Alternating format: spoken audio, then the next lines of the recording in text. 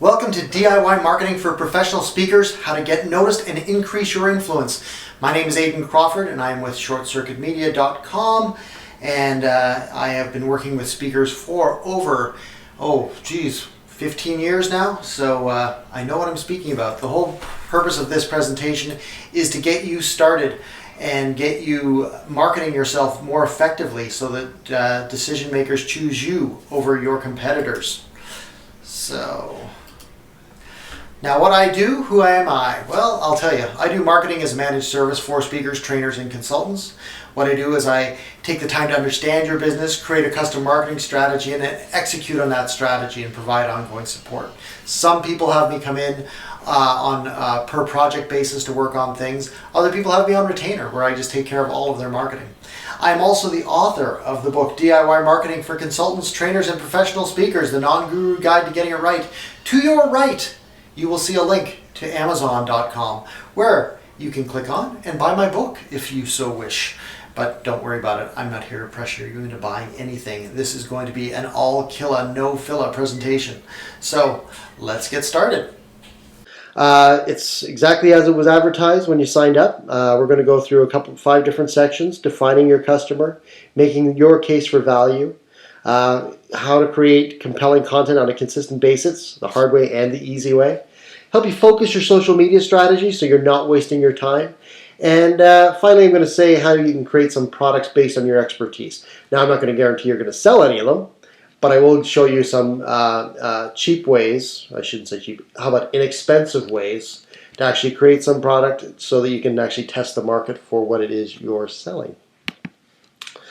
So the first part of our presentation, the webinar, is defining your audience. Now, and here's a shocker: despite all the best year evers you might overhear in the halls, most speakers are struggling.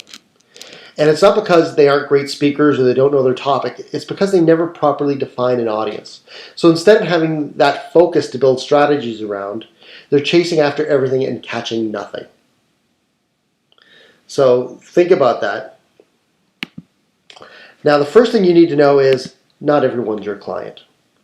The successful speakers I talk to know this. The exception is celebrities. And I once had a client who actually described the speaking business as being made up of celebrities and the rest of us. So for the purpose of this presentation, I'm going to assume that you're all in the rest of us camp. So the first thing you need to do when you're defining your audience is realize that there are other people out there who do what you do. Now, some of them are going to be better than you. And that's just the way it is.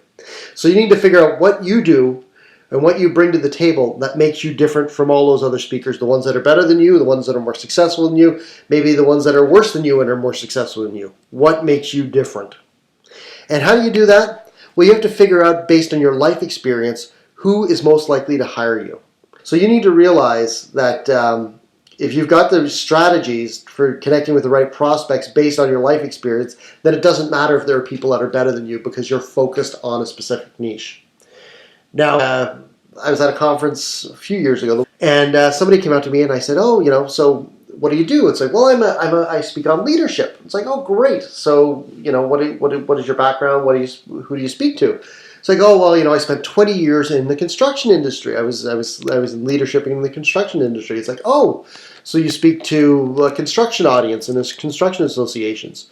And this person said, oh, God, no, I hated construction. So I don't want to be the reason I became a speaker was to get out of the construction industry. So who do you speak to? Well, I can speak to anybody. There was I saw a big hole in her marketing plan right there. She had 20 years experience in the construction industry. So I told her, you're not in the construction industry anymore. You're a speaker who services the construction industry.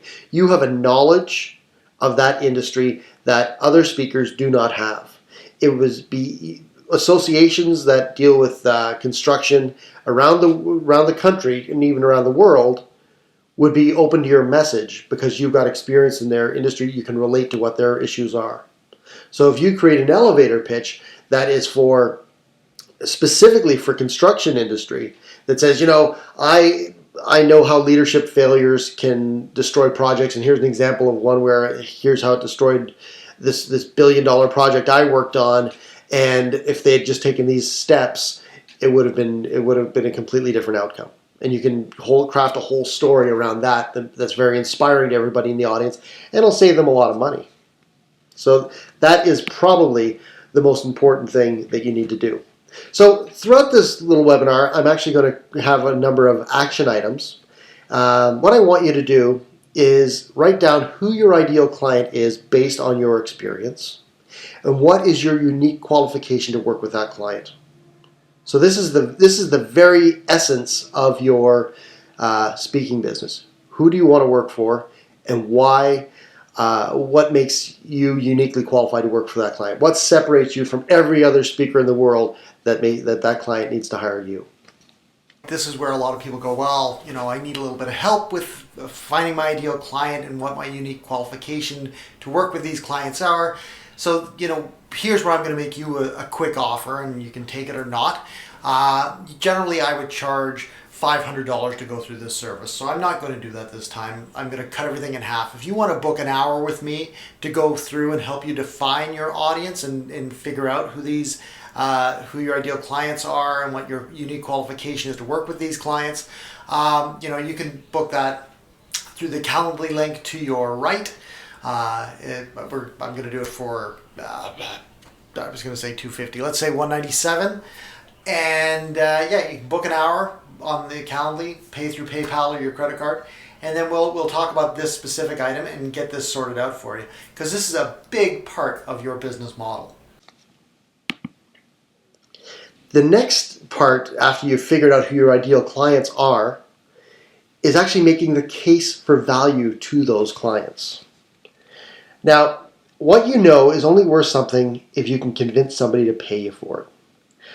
There was a guy who came up to me in Anaheim, a speaker, and he was an expert in, I believe it was President Lincoln. He was an expert on President Lincoln.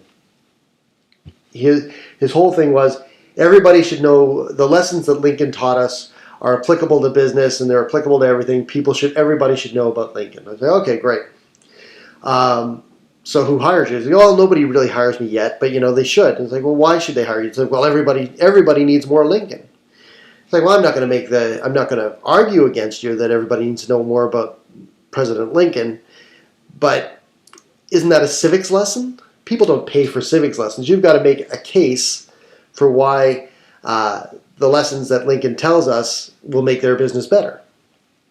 So what he did was, I actually bumped into him last year in Phoenix, and we were talking about it, and I said, this has been vexing me since 2011, since the first time we met, that I couldn't help you that first time because you were so stuck on I just want to talk about Lincoln. So we chatted a bit more, and we came to a conclusion that the lesson that Lincoln, the actual lesson that he wanted to get across was on servant leadership. So we shifted his thinking so that now, instead of talking about Lincoln and pitching himself as the guy who's the Lincoln expert, he speaks on servant leadership and uses Lincoln as the prime example of how those strategies and the philosophy of servant leadership can actually work for the greater good, and how that can be translated to business. So then he's actually kind of shown that there's a value in his knowledge beyond just something academic. Now, just because you have a rich client doesn't mean they want to burn their money and piss it all away. So the question that I always ask people, why should a client pay you $10,000 to speak? Now, as soon as I say that, their eyes glaze over because they hear the $10,000, but it's just an arbitrary number I picked out. It's the same if it's $1,000 or $40,000. People need to find out, you need to be able to justify why you're worth a certain amount of money. Now, I wrote a post about this last year and posted it to LinkedIn, and to date it's the most popular thing I've ever scribbled. And it came out of a discussion I had with some speakers in Indianapolis a few years back. These people were all very smart, but they weren't working nearly enough or charging enough for what they did. Your expertise does not equal work. Your job is as much about the is about much more than platform skills. You need to create a narrative that shows prospective clients and ROI. Now, one of the discussions I had, there was a speaker came up to me, and he said, and I said, oh, so what do you do? And his answer to me was, I'm the communicator. It's like, well, that doesn't really tell me anything. What do you do? Well, I teach salespeople how to communicate better, so they'll sell more. I said, oh, okay. Now, if you're listening to this, you probably go, okay, I get that, but it doesn't seem very exciting. So I helped him create a little bit of a narrative right on the spot. We had 5 minutes. It's like, okay, let's see if we can figure out how to make your pitch a little bit stronger. And I said, if you go up to a manager or a director and say, every sales team has that guy or that gal who goes into a room, knows what to say, can connect with people right away, and they're your top performer. What I do is I turn every person on your sales team into that person. Everybody becomes the top performer. Now imagine the ROI if everybody was performing at the level of your top performing salesperson. Which brings me to my point. What is the return investment from clients?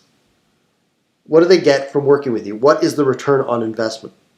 And if you can create a narrative, that's great. Because what you do needs to show them that $10,000 is not an expense.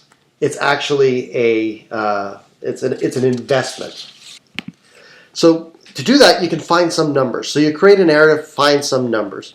And I would say if you can come up with something that says organizations that employ the strategies and concepts similar to those I speak about are X times more profitable than their competitors, then you're actually going a long way to making a case for your value.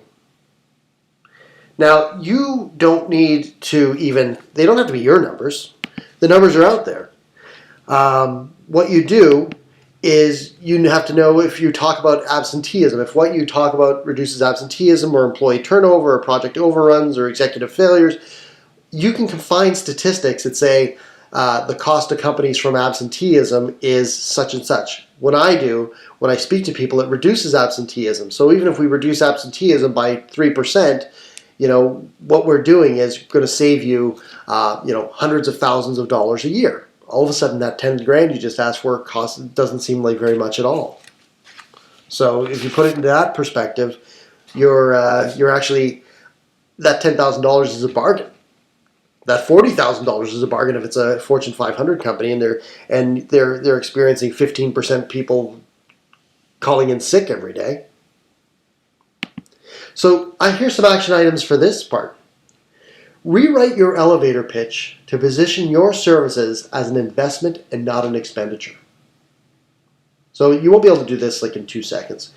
Just think about it for a couple of days, write it, rewrite it again, until what your pitch to clients is something more than you should pay me this much money, because you're asking for money for nothing based on them hoping that something's going to happen. I want you to rewrite your elevator pitch to say, if you hire me, these are the outcomes, and this is the money you will save, this is the money you will make. Now, to do that, I also want you to find 4 sets of statistics that back up that value proposition. So you're going to make your pitch and back up your pitch. Along with identifying your key audience, this alone should be able to boost your business this year. Now what I'm going to do here is exactly what I did with the last section. I'm going to put up that Calendly link again, because I know some people are going to want to book some time to help them rewrite their elevator pitch and figure out where to find these statistics. So again, I usually charge about $500 for this. I'm doing it for $197. Click on the Calendly link. You can pull out your credit card, PayPal, whatever way you want to pay. Book some time. Let's get this sorted, because this really is, again, a key part of how you're going to be able to pitch yourself to clients. The next part is actually creating great content on a consistent basis, and I'm terrible at this. I'm going to admit. What I do is I work with clients all the time. So me writing blogs, if you go to my site, the last blog I posted was before Christmas. It's terrible. This is the doctor heal thyself kind of problem. I know that creating content can be a real pain, but it's part of your job. Fresh content on your site tells visitors, first of all, you're still in business. If you go to a site and the copyright says 2011 and it doesn't look like it's been updated in 6 years, you move on. So the trick is to learn some strategies that are going to help you create that content, but won't keep you from going out and looking for work as a speaker or consultant.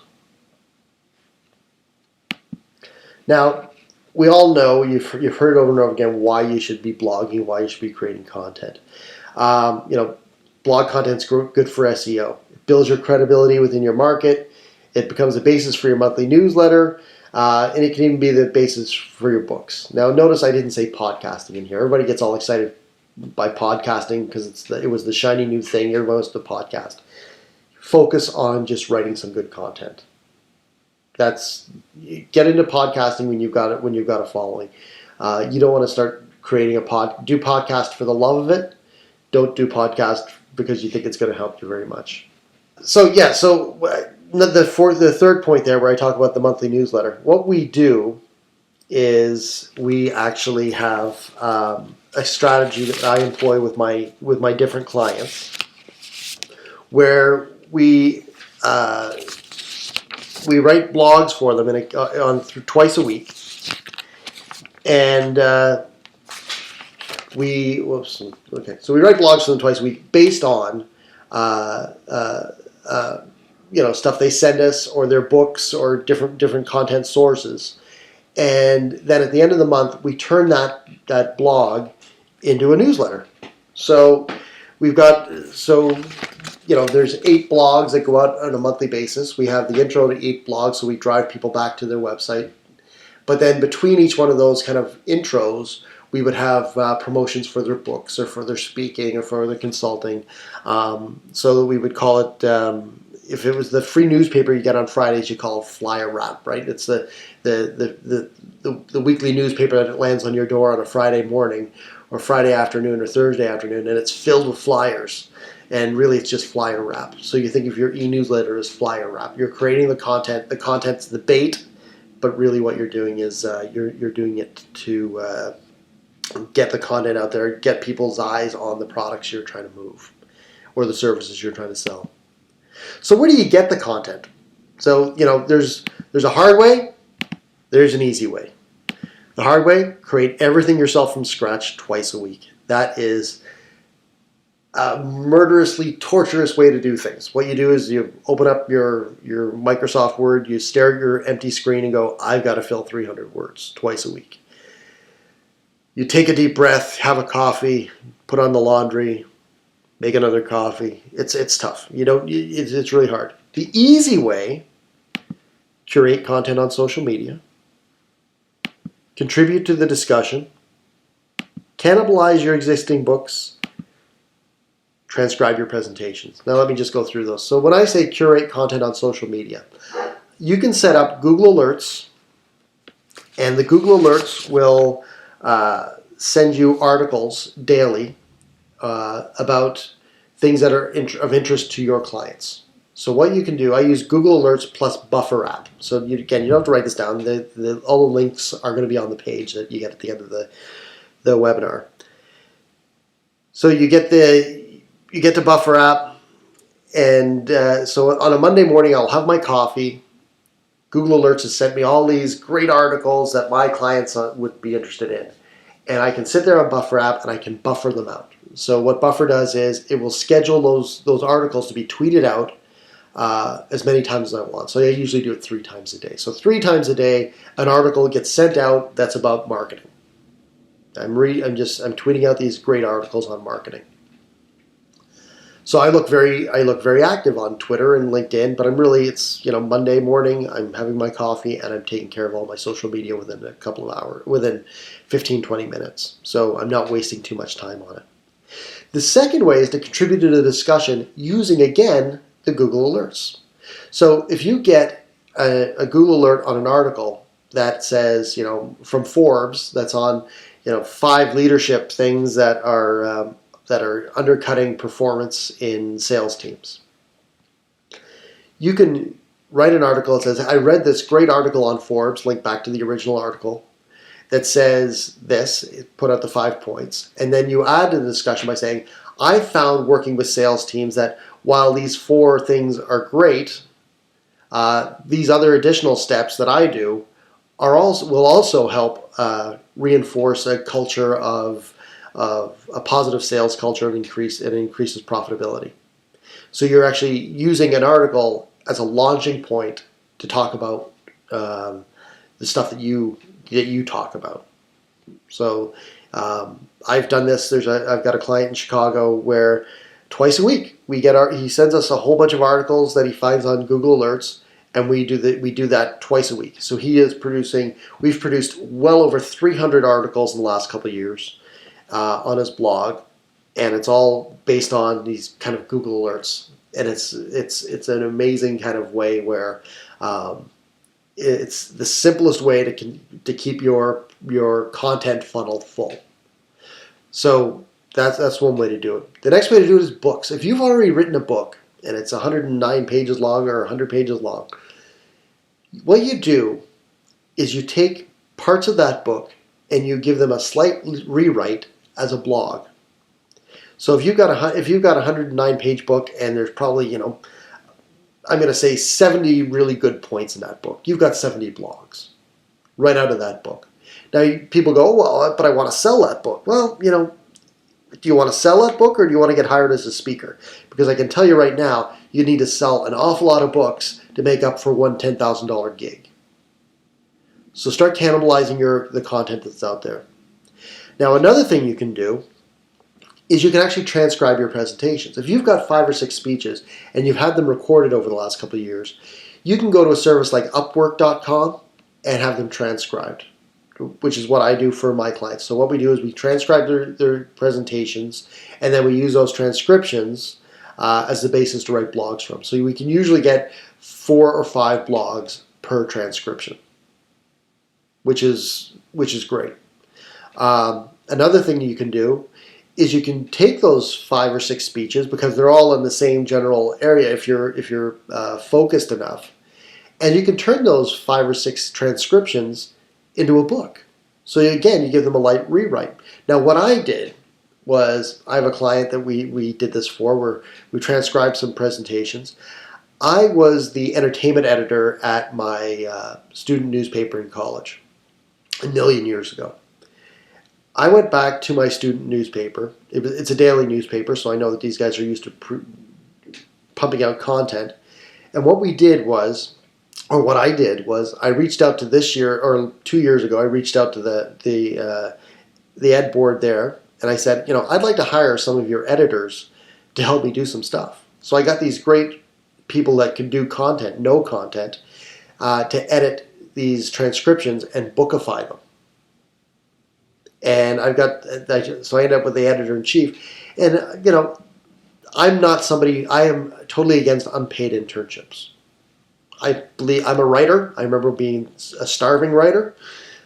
And so when I hire a writer, they get paid. So, but just to get their foot in the door, they don't need to get paid a lot. So I had somebody rewrite these transcriptions, and I believe it cost me about $700. So I was able to create a book for $700 for a client. So if you're willing to do the transcriptions, have it edited properly, and then reread it yourself and get it and make final tweaks, you can use a service like CreateSpace, and you can get a book up there too out of your transcriptions. But again, at this part here, it's creating the content on a consistent basis. First of all, use those transcriptions to create a blog.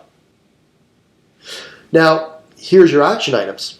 Now, when you create a blog, what a lot of people do forget is that they'll create it, they'll leave it on their website, and that's it, and they forget about it. So when you create content and you don't do anything with it, it's wasted opportunities. Every post you create should automatically go out to social media channels through Hootsuite or even the Jetpack plugin on Facebook.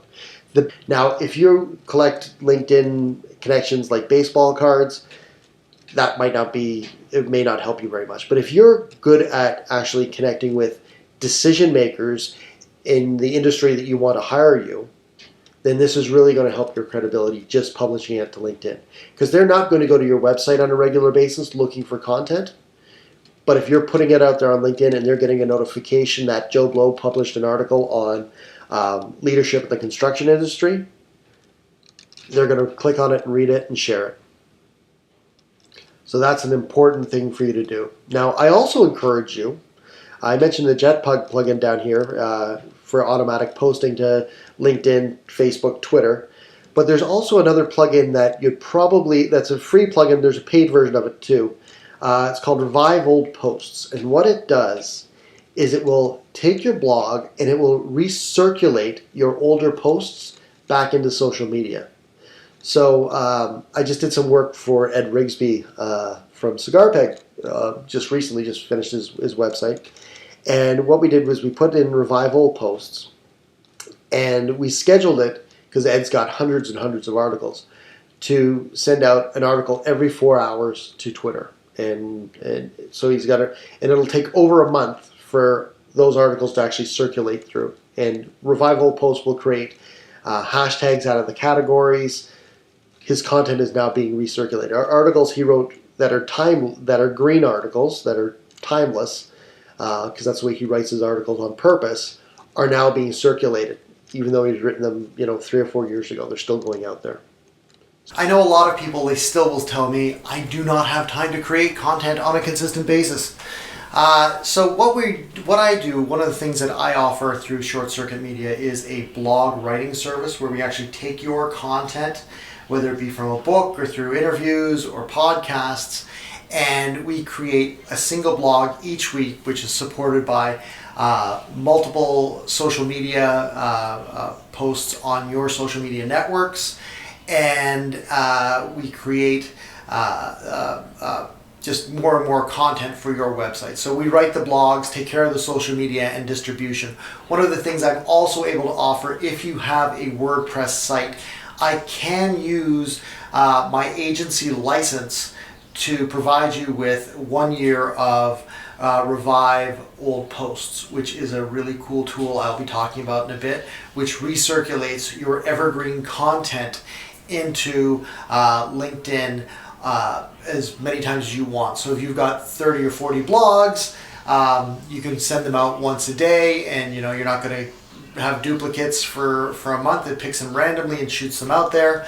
What I generally charge for this service is $1,200 a month. And that includes, again, writing the blogs, turning the blogs into social media posts so they're constantly going out there, and then again, as a bonus, I'm going to add in the Revive social revival posts so that your content is consistently going out. Now, one of the things I will also add in is I will configure your MailChimp or your Constant Contact so that your blogs actually go to your mailing list as they're published. So that's kind of a cool thing. So as I said, I usually charge $1,200 for this. I'm going to start a subscription just for people that are on this webinar right now. I'm going to do it for $5.97 a month. So again, you get 4 blogs, all the social media support, and then you get that extra cool tool, Revival Posts, which will circulate your blogs constantly on social media to get eyes back to your website. And as an extra bonus, I will configure your MailChimp or Constant Contact account so that your blogs do go out to your list as they're published. So all you need to do to take advantage of this is to click on the button on the right of the screen. So this brings us talking about sending things to Twitter. Let's focus on your social media strategy. Are you wasting your time on social media? I'm going to tell you that most of the time you are. Just because you can do something doesn't mean you should. I've seen people attend social media seminars and come out excited to get themselves on just about every platform that's out there. So they spend weeks setting up accounts on Instagram, Pinterest, Tumblr, whatever, and then they don't do anything with them, or they spend months trying to get a following with absolutely no success. So that is something that happens a lot. I'm going to be a contrarian on this, and I'm going to say, you don't need to be on every platform. My mom does not care about my job. So you need to focus your social media strategy. Does your mom care about your job? Do your college buddies care about your job? Does the rest of your family care about your job? Don't annoy your college buddies by sending your work stuff and these great articles you write on leadership or whatever to Facebook, your Facebook personal page. You don't want your family to block you. Facebook is great for B2C. Now I'm going to tell you a quick story about a guy that I went to high school with who actually wanted to connect with me on Facebook about 5 or 6 years ago. And I said, sure. I didn't know him very well in high school, but he wanted to connect, so sure, whatever. Within 5 or 6 minutes, I started getting a whole bunch of crap on my Facebook feed about his banquet hall. So I didn't care about his banquet hall. He was using Facebook to spam me with crap about a service I was not interested in. So all of a sudden he went from being a high school person that I was kind of curious to see what he was up to some annoying guy who I haven't seen in 20 years who wants me to just start buying his crap on off of Facebook. So I actually prefer LinkedIn and Twitter as my key B2B channels. So, and the reason I do that is because I believe it's good to play in the same sandbox where your prospects or your prospective clients are playing. So, if you want to connect with directors and CEOs and bureaus, you really want to get on. You want to connect with these people on LinkedIn. Bring them into your network on LinkedIn, and then start giving them reasons to hire you. Twitter. If you can do what you do is you can do Twitter and hashtag everything properly and send out messages that are going to be seen by people who might want to hire you for different things. Twitter is great that way as well, especially if you're using the revival posts and you're writing content that people care about. And it's not content necessarily that is based on your subject, but it's content that the people that are going to hire you would be interested in reading. Because if you're just writing about me, people don't care about that either. Now, there's a couple of ways that you can advertise or you can do social media. You get what you pay for. And with social media, the currency can be either time or money. Now, you can take all that great content that we've just talked about, and you can get it out there as bait, or you can buy some ads and bring your traffic in that way. So I've got a quick story about Twitter ads. When they first started a few years back, I did some experimenting. And I created an ad that was only seen by people who follow at NSA Speaker and at Speaker Magazine. So basically the two National Speakers Association handles. So basically speakers. Who else is going to follow the NSA? And I created this ad saying that, I did speaker services, blah, blah, blah, blah. And within 24 hours, I had 2 new clients. One of them is a retainer client who is still with me a few years later, so it pays me on a monthly basis. And the second one was just a website, so I built a website for them. That ad buy cost me $60. That is the best $60 I have ever spent on anything, Twitter ads. So how does that work for speakers? Let's say you speak to the insurance industry. That's who you speak to. You can create an ad that is only seen by the people that follow the handle the insurance industry of California, or at insurance leadership, or at insurance management. Like if there's an association of insurance managers or insurance directors or anything like that, or even CEO, at CEO association, if there's one of those. And they're the only people that are going to see your ad. So you can create an ad, send them back to a landing page that's specific to that industry that you want to speak at, where you can actually pitch specific services based on who is seeing that ad. Doesn't take brains. You don't need to be a rocket scientist to do that. All you're doing is you're reaching out to a very specific audience and driving them to a page that addresses that very specific audience. So you're not just sending them back to your homepage, sending them back to a nice little landing page with what do I do for CEOs, or what do I do for the insurance industry? What do I do for whatever industry? So Twitter ads, brilliant. I encourage everybody, invest the $60, try a Twitter ad. Now, another way that I've used Twitter, and you may not have even noticed this, I'm actually running, I'm using Twitter right now. So I'm actually live tweeting this presentation. So how did I do that? Well, last night, or 2 days ago, I sat down with Google Spreadsheet and I wrote out 10 tweets based on this presentation. And I scheduled them on Hootsuite.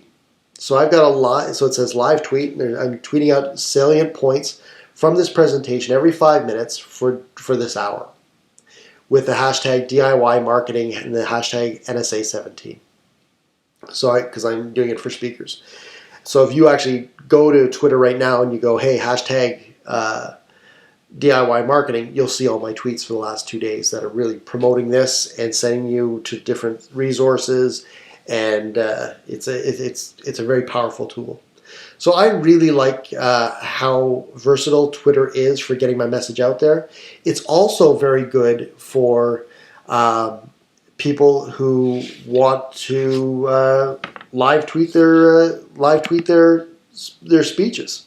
So what I do is I tell my clients, if you're speaking at an event, what you need to do is live tweet your event, because nobody wants you to be selling from the stage. So what we do is I say we create tweets for your speech going before and after and during. So there's a live tweet section where during your speech we've got your salient points that are going out every 5 minutes that are hashtagged with the event hashtag. Before it, we're leading up to it, we mention other people, very general stuff. Afterwards, it's like, hey, if you like Joe Blow's speech, why don't you bring me in to speak to your company? This is really effective if the audience is filled with your prospective clients. So you're not actually selling from the stage. You're saying, hey, it was great to speak at such and such association today. If you want me to speak to your company, here, and send them to a landing page where they can hire you to speak at their company. So turn everybody who's in that audience into prospective clients. Another thing you can do is you can go, during my presentation, I mentioned my book. Here's the link to my book. So on Amazon, so you can buy it. That'll save you from humping around a big box of books. They can just buy the book right from Amazon with one click from their phone. That's the way you can use Twitter effectively while you're speaking. Another pro tip, if you're using Google Ads. So when I was in, I want to say it was Las Vegas, the Las Vegas Winter Convention, I bought an AdWord for the event. So whenever somebody searched for NSA Las Vegas 2015 or 2014, whatever it was, and my ad would pop up at the top, and it would refer them. It's like, hey, Short Circuit Media is at NSA Las Vegas. Come to the booth. Here's a link to a landing page where I had like a whole bunch of information about what I was doing at the conference. Again, this works for you because you can have the same ad. Did you see, if you buy the ad for whatever association you're in, the word, so that when you're speaking, if somebody's looking for like the schedule for whatever conference you're at, and they're just typing it into Google, your ad comes up and says, did you see so-and-so speak at 1 o'clock? Book her for your event. And again, drive them to a landing page. Make everybody think, when you speak, think of everybody in the audience, that there's prospective clients in there, and use tools like Google and Twitter to turn those prospective clients into actually paying clients. So the final part of this presentation is actually on using your knowledge to create products. Now this one here is one of the things that I think is great. There's been a great democratization in the way that this has evolved over the last couple of years. I'm going to assume that you know your stuff and that you probably dream about the day when you can use your expertise to create passive income. The good news is that it's more economical than ever to do it. Bad news is your products are now going to compete against those, but just about everybody else. So the fantasy is you'll create your online course or book and you'll wait for the money to come in. The reality is most people, I'm going to guess most people on this webinar, don't have the following to make that happen. But that doesn't mean you shouldn't try it. Now, what I've done, I've actually created a course, again.com, and it's based on this presentation. Or this presentation is actually based on that course. So it's all broken down the exact same way. So I created it using something from Fly Plugins called WP Courseware. It cost $99 and I got a license for 2 sites. And what it does, it allows you to put videos and attachments and quizzes before people move on.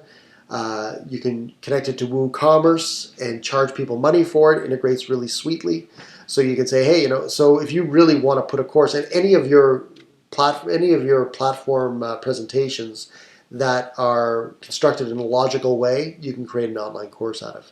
So if it's split up into 4, if you can create your presentation into 4 distinct parts, you could have a 4-part course on executive leadership, where you talk about different things. So introduction to executive leadership, leadership of management, leadership of people below it, whatever, however you want to break it up. And you can do a video of 10 or 15 minutes for each one of those, along with some supplemental downloads if you want to pull some of the articles from your blog and create PDFs out of them that people can download, and then give them a quiz that they have to answer before they move on to the next level to give them a bit of accountability. You can create courseware for $99. Now, I also used, when I did my course, and pop over to courses.shortcircuitmedia.com if you want to have a look. I used, all my videos were created using a green screen from Amazon. I used my iPhone to record it. I got a microphone from Amazon, and I used a video app on my phone called TouchCast. So that's how I did that. I also had an explainer video made up. I went to Fiverr.com and I wrote a script, and I had an explainer video made up about why people should do it as a promotion. So that's actually on the homepage of courses.shortcircuitmedia.com. Now, if you want to actually see my course, again, you can click on the button to your right, and it will take you to courses.shortcircuitmedia.com. There is you can try one of the free courses. I've got one on consistent content and creating consistent content. You can also purchase my online course, which is DIY marketing for consultants, trainers, and professional speakers. And it is, I believe we sell it for $49.99. You can use the coupon code that is up again by the button. Use that coupon, you can get 50% off, so you're going to get it for $24. So again, that's probably about 3 hours of videos. There's quizzes, downloads, certainly worth your while if you've found this course interesting enough or this webinar interesting enough. And it will be, again, you can get it for $24.99 or whatever half price of $49 is. You'll be able to get it for 50% off. So hopefully you'll check that out. Now, another thing that I talked about earlier was transcribing your speeches to write a book. So again, transcribe the speeches, give them a slight rewrite, polish them into a narrative, and then publish it on CreateSpace.com. CreateSpace is owned by Amazon. It doesn't cost you anything to put your book up there, and it can distribute it around the world. So people can. So when you're speaking, you can always say you can tweet out the link to your CreateSpace page to people to buy that book. So again, you're not humping around a box of books and trying to sell them at the back of the room. Because listen, if you're at the back of the room and there's a lineup of 20 people to buy your books, 10 of them are going to go, well, I'm not going to wait in this line, or I'm going to come back later. And then there's all the other people that look at the line and say, I'm not going to stand in that line anyway, and they leave. But if you make it so that there's a link that they're just going to get on their phone and they can just buy it, do that. Even, and this is a secret bonus tip that I tell everybody, create some cards on Vistaprint that are like postcards on Vistaprint with a QR code or a small link, a shortened link to your Amazon page, and put them on all the seats before you go to speak. People are going to be playing with their phones anyway while you speak. You might as well have them buying your book or buying your course. You can do it for whatever you're selling. And that is it. I hope you enjoyed this webinar. I'd like to thank you for joining me, and if you made it all the way through, I'm sure you found something interesting. If you did miss any of the offers throughout the webinar, I have created a resource page at shortcircuitmedia.com/DIY tools, and there you'll find links to any of the resources I talked about, along with links to flyplugins.com or the Revival Old Posts site if you wanted to implement that on your WordPress site. Then there's also the offers for me helping you out, because obviously that's how I pay my mortgage. Anyway, you can contact me directly at aiden@shortcircuitmedia.com, and I hope that you will join me for another webinar soon.